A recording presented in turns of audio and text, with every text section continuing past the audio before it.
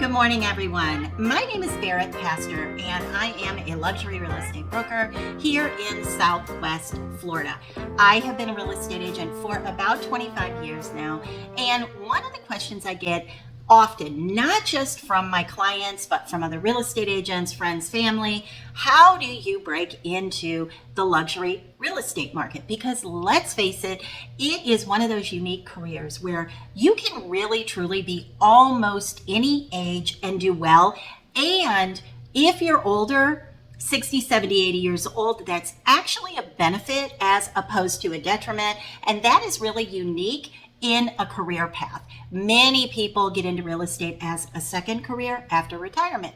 So because I get this question so often, I thought it would be kind of fun to address it in a video and go over some of my top tips as to how I personally broke into luxury real estate. Now, let me start by saying a couple things. One, this video is not to offend anyone at all, because some of these things that I'm going to tell you, I'm going to share with you the truth. So some of the things you might not like, but it is the reality. Our world is competitive. Our world is a little bit judgmental. None of us love that, but it is the reality of how we live. So I'm going to give you real honest tips of what you can do and maybe create some workarounds if you're not quite there yet, but this will be an honest video. Second, this is my opinion and my experience. I'm sure that there's other agents out there, other folks out there that have a different experience as to how they broke into the market. But I'm giving this to you from a perspective of someone who, one, did not grow up in Southwest Florida, two, didn't know anybody in the state or the area when I got my real estate license in Southwest Florida, and three, I was not wealthy, so I could not go join multiple country clubs, or I didn't have a base of friends or family members that could help me with sort of those luxury buyers. So that is the perspective that I'm going to bring you this video. All right, let's jump in to tip number one. Look the part. So what do I mean by that? If you are 25 years old, and this is your first job, your newly minted real estate license, you've sold 5 or 10 houses, you're feeling really confident, and you want to start to kind of put a toe into the luxury market. And let's say you go to some other agents in your office and you ask them if you can hold their $3 million listing open, and they tell you yes. So you're totally thrilled, you're so excited, you can't believe it. How do you approach that? Approach that as somebody who has sold 10 $3 million houses. So what do I mean by that? You need to go with confidence. You need to do your homework. You need to know every home on the market in that neighborhood. You need to know all the sales in at least the last year. You need to have all that with you. Also important, dress the part.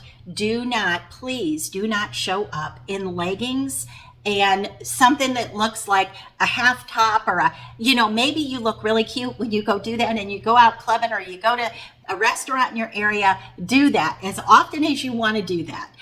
Make sure you look the part. What do I mean by that? If you show up dressed like you don't sell $3 million houses, people that are buyers or sellers of $3 million houses are going to pick up on that very, very quickly. You want to come across like they don't know your age. They don't know if this is your first $3 million house. They don't know how many of these you've sold. You want to look the part. My opinion is lean more towards a reserved attire. Don't show up in a pair of leggings with all the fine tea and china showing. Don't do that, because you never know who you're going to offend when you do that. And I know that there's some of you out there that are saying, I'll wear whatever I want. Yes, you absolutely can. Will you get that $3 million buyer? Probably not. Number two, your car.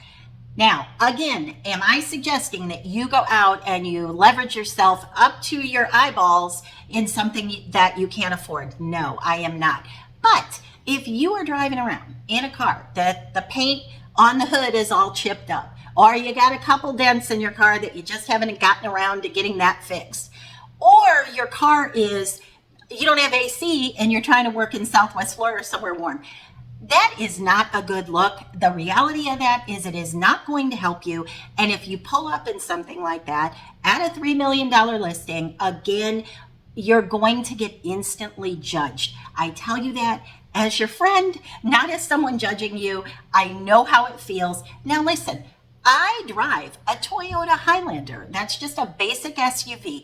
It is extremely roomy. Most of my clients ride with me in the car, and I need to have room in the back seat where they can stretch their legs out, have plenty of space to put their drinks down. I put magazines behind the seats on, magazines about homes that are available for sale or new construction in the area, news about the area. So I want to make that rolling back seat a lounge.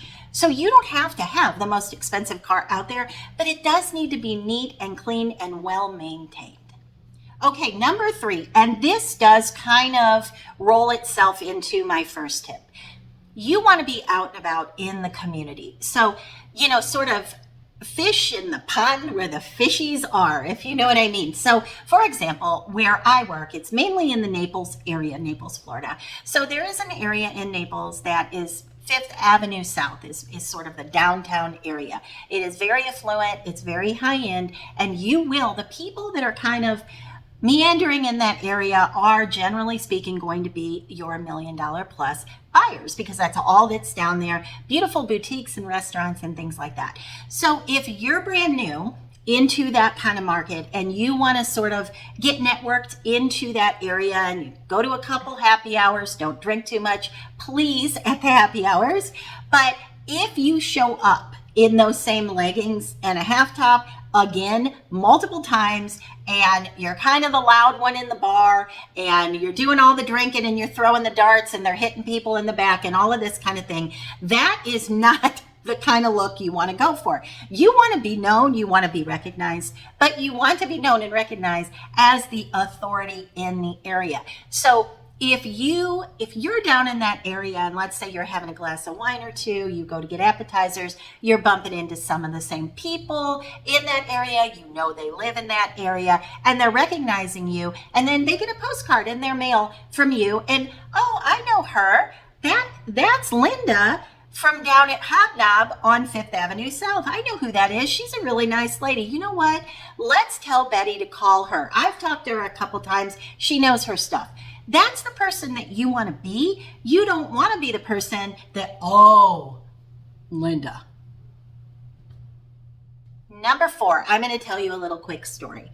Years ago, before I sort of broke that $1 million ceiling, I was selling houses 800, 900, 950, 900, boom, boom, boom.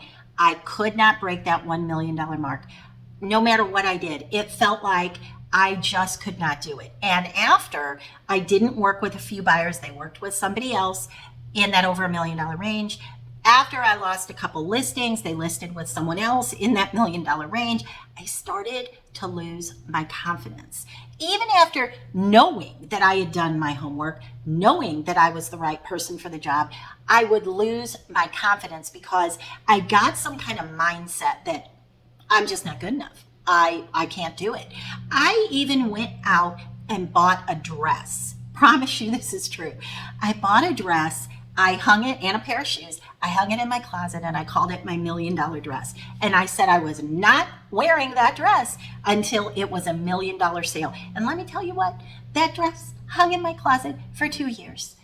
I am telling you, you can do that to yourself. You can create a mindset where you're almost sabotaging yourself. So when you have that $1 million client, whether it's a listing or a buyer, tell yourself this is no different than any other sale that I've done at 300,000, 800,000, 900, whatever it is. Tell yourself it is no different than any other sale that I've done. I'm going to be professional. I'm going to be friendly. I'm going to be competent, and I am not going to be intimidated. And then my last tip, number 5, is that if you really want to break into that market, make sure you're doing something proactively to break into that market. So do some mailers, get on some websites, maybe some neighborhood groups like on Facebook. Sometimes there's neighborhood groups you can jump in. Make yourself known in those communities that are over $1 million.